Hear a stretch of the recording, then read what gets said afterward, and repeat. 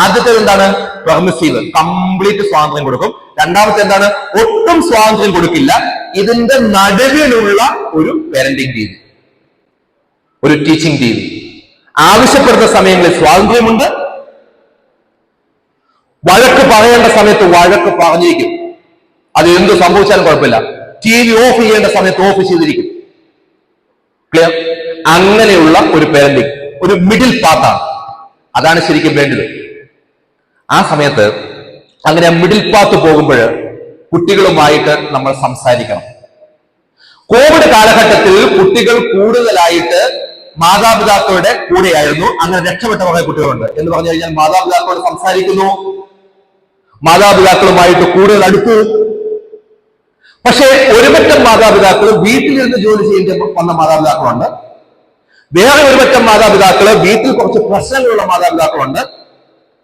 വേറെ കുറച്ച് മാതാപിതാക്കളെ ഇവര് മിണ്ടില്ല, കാര്യമായിട്ട് അങ്ങോട്ടും ഇങ്ങോട്ടും മിണ്ടാത്ത തരത്തിലുള്ള മാതാപിതാക്കളുണ്ട്. അവരുടെയൊക്കെ വീടുകളിൽ കുട്ടികൾ സ്വന്തം മുറിയിലേക്ക് ഒതുങ്ങി. അവിടെ മൊബൈലായിരുന്നു കയ്യിലുണ്ടായിരുന്നത്. അവരെന്താണ് ആ റൂമിന്റെ അകത്തിരുന്ന് ചെയ്യുന്നതെന്ന് നമുക്ക് പലപ്പോഴും മനസ്സിലാവാതെ വന്നു. ഇവിടെ ഈ 3 തരത്തിലുള്ള പേരന്റിങ്ങിനെ കുറിച്ച് പറഞ്ഞപ്പോഴും ആ നടുവിലുള്ള തരത്തിലുള്ള ഒരു പേരന്റിംഗ് ആണ് നിങ്ങൾക്ക് വേണ്ടത്.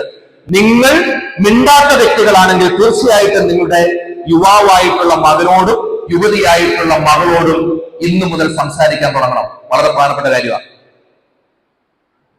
അങ്ങനെയാണെങ്കിൽ നന്നായിട്ട് പിള്ളേരുടെ അടുത്ത് സംസാരിക്കുന്നവരൊന്ന് കൈകൊട്ടി കാണിച്ചു.